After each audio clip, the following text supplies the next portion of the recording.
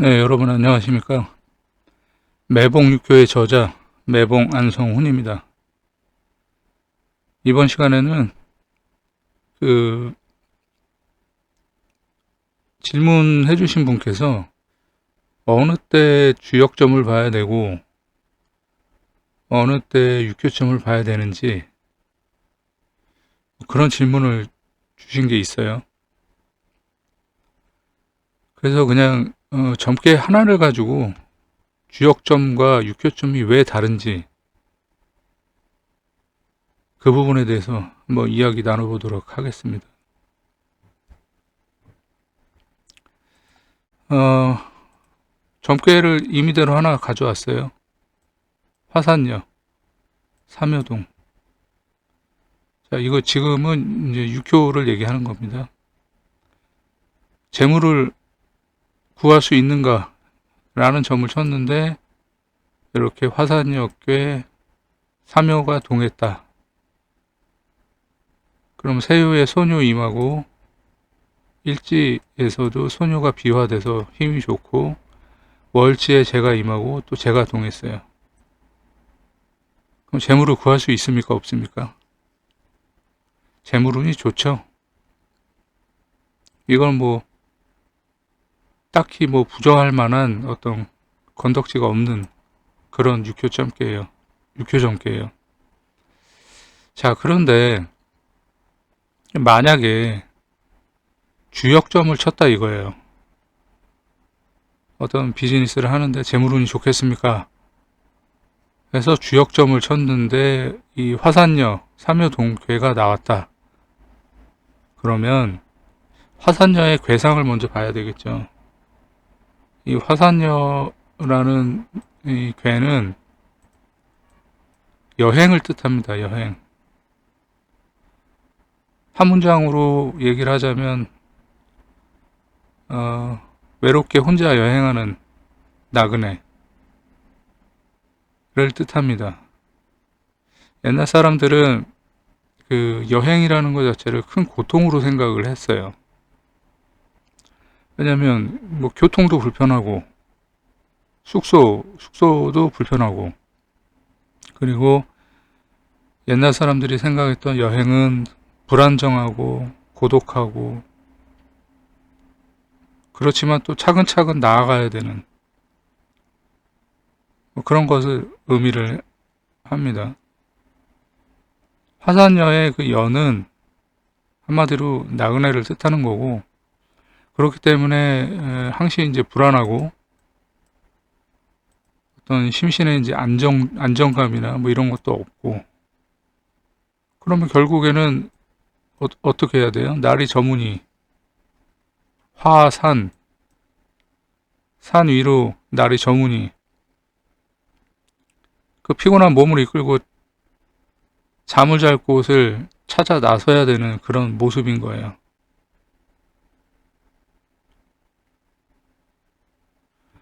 그래서 이런 화산역계를 뽑은 사람 같은 경우는 현재 그 주거에 대한, 집에 대한 어떤 힘듦이 많은 사람이고, 늘 외출이 많고,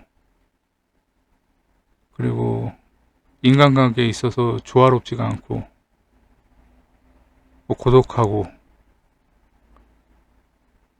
불안하고 뭐 이런 것을 이제 의미하는 거예요. 근데 화산역계 삼여동이다. 그럼 효사, 이 삼여의 효사는 상당히 좋지 않습니다. 여행을 하고 있는 그 여행처에서 신복을 잃고 혼자 다시 재출발을 해야 되는 그런 효사란 말이에요. 그럼 지금 주역점과 육교점을 두 가지를 같은 걸 비교했을 때 같습니까? 다릅니까? 전혀 다르죠.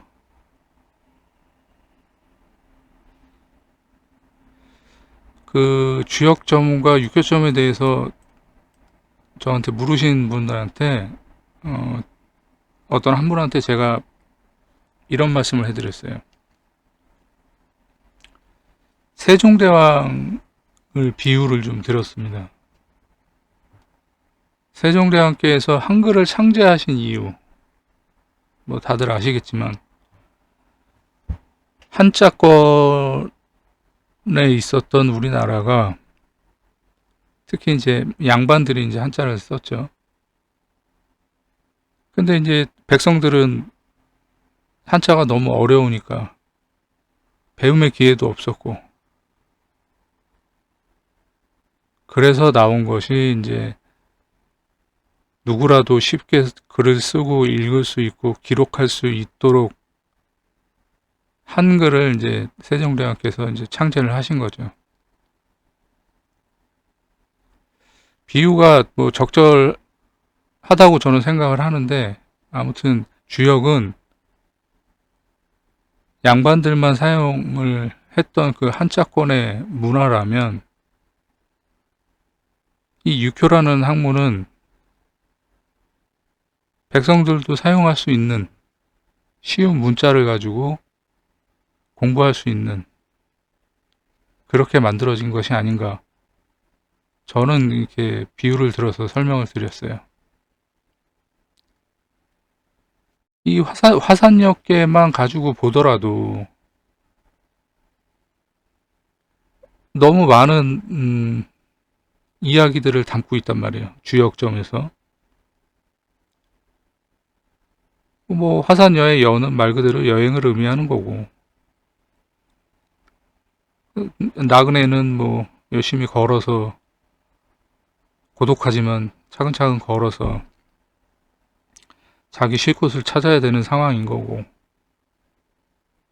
그렇다 보니까 뭐 주거에는 항상 이제 어려움이 따르는 것이고, 밖에 나가 있는 상태니까 늘 이제 외출이 많은 사람인 거고,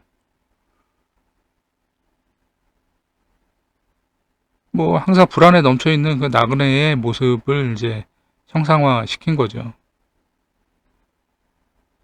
근데 기본적으로 보면 이거는 점괘가 희망을 구하고는 있지만 기초적인 운 자체가 약한 때로 보기 때문에 자기가 원하는 대로 만사가 생각대로 되지 않는 게 이 화산역계예요.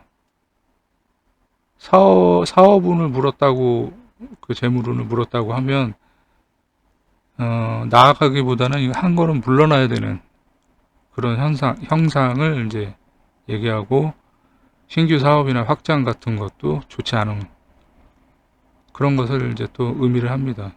그리고 경비가 많이 지출되고 자금의 어떤 흐름이 끊기고, 그런 안 좋은 점괘예요. 뭐 하나 좋은 게 없죠. 사묘의 효사 같은 경우도 자기를 따르던 신복을 잃고 혼자 다시 재출발해야 되는 그런 효사를 갖고 있습니다. 근데 육효점은 어때요? 그런 괴사나 효사 다 빼고 봐야 될 거는 뭐예요? 세, 재, 월, 일. 새에 뭐가 임했나? 소녀. 동한 게 뭐냐? 재효. 월과 일로부터 빵빵하고, 나 역시도 기운이 넘치고, 그 재물운이 있어요? 없어요? 육효점에서는 최고죠. 이렇게 다른 겁니다. 주역과 육효는 이렇게 다른 거예요. 그러니까 여러분들이 뭐 주역도 하시면서 육효를 하시고 육효점을 봤는데 주역의 괴사나 효사를 같이 이제 덧붙여서 해단하시는 건 뭐 여러분도 자유예요. 예. 그거는 여러분들이 그렇게 하시겠다는데 뭐 제가 하지 마라 이렇게 할 수는 없는 거고. 근데 이제 저한테 물으신 분이 계시니까 이렇게 답을 드리는 거예요, 저는. 그래서 같은 화산역괴라도 주역점의 해단과 육교점의 해단은 완전히 천지 차이다. 이런 걸 알 수가 있는 거예요. 주역의 해단은 뭐 아까도 제가 잠깐 말씀드렸습니다만 두루뭉실해요. 전부 다 한자로 이루어져 있어서 그거를 이제 한글로 옮기다 보니까 조금 시적인 표현? 뭐 그런 표현들이 있죠. 뭐 예를 들자면 뭐가 있을까?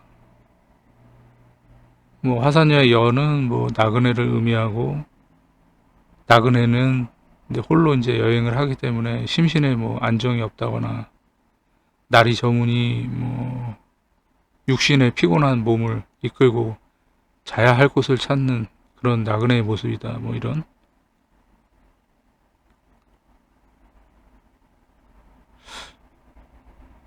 그래서 어쩌라는 건지. 예. 그러니까 이런 식으로 그 양반들만 쓰던 그 한자권에 대해서 한자권에서 나오는 그러한 부분들이 담겨 있어서 해석을 애매모호하게 두루뭉실하게 자기네들만 알 수 있는 어떤 암호 같은 방식으로 해석을 해놨다 이거예요. 그래서 이 화산역계만 보면 주역에서 그럼 이거를 좋게 보냐 나쁘게 보냐? 저는 나쁘게 봐요. 근데 어떤 책을 보면 사묘의 효사를 가지고 새 출발할 수 있는 기회로 본다. 이렇게 좋게 해석을 하시는 분도 또 있어요. 그럼 뭐 공부하신 분마다 다르기 때문에 뭐가 옳고 그름을 얘기하는 건 아닙니다. 근데 육교점에서는 어때요? 그냥 뚜렷하잖아요. 손 임하고 재 동하고 손 월 1에 재하고 손이 임하고 이거보다 더 좋은 육교점괘가 어디 있어요? 재물점에서.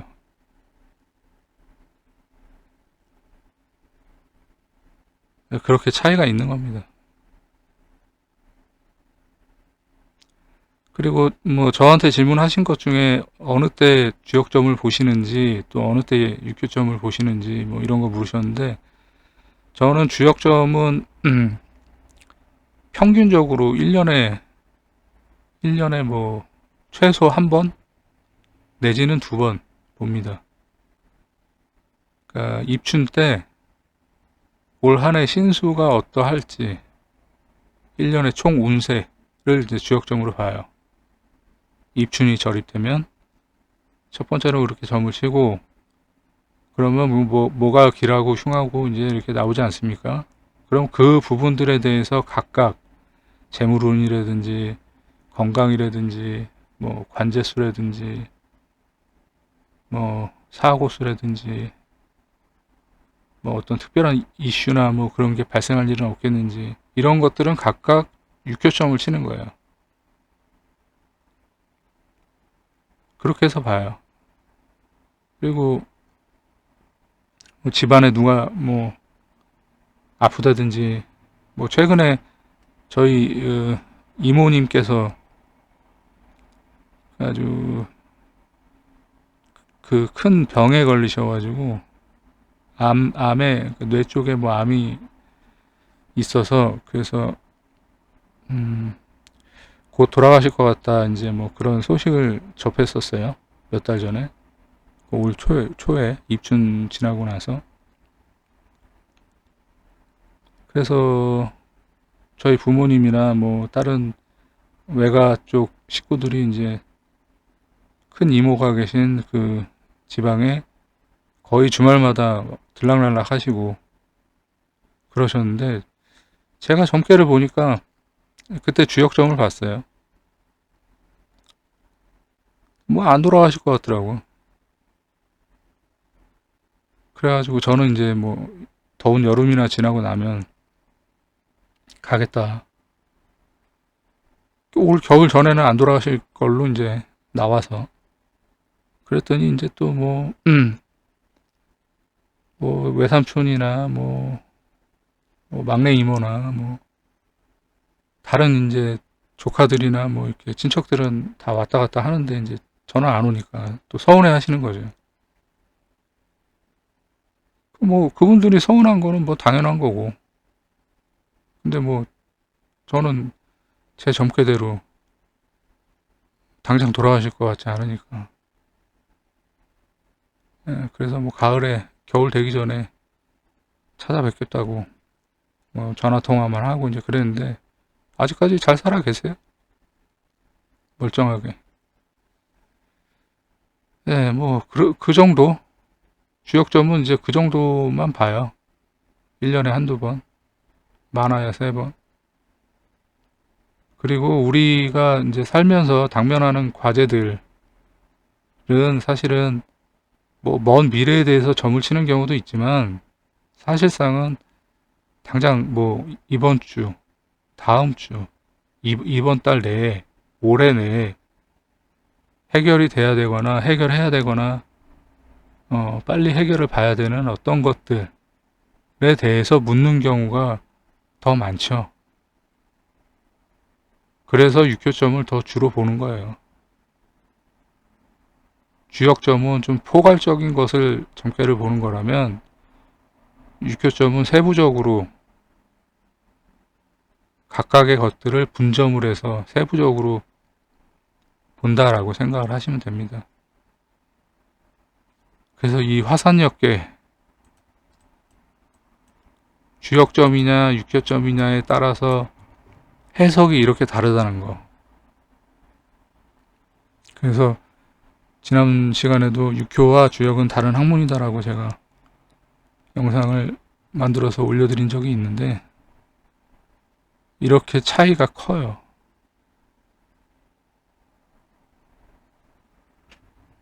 그러니까 그 부분에 대해서 올바르게 인지를 하시고 공부를 하시기 바라겠습니다. 그리고 그 점괘 도구를 그 예를 들어서 주사위로 점을 치시는 분들 같으면은 주사위를 하나 더 구매를 하세요. 차라리. 그래서 하나는 주역점을 치는 용도, 하나는 육교점을 치는 용도 이렇게 만드세요. 그게 좋습니다. 그리고 점 치기 전에 질문을 하면서 주역점을 치겠습니다. 혹은 육교점을 치겠습니다. 그러면서 주문을 하시고 질문을 하시고 점을 치시는 게 좋아요. 그래야지 점괘가 엉뚱하게 안 나옵니다.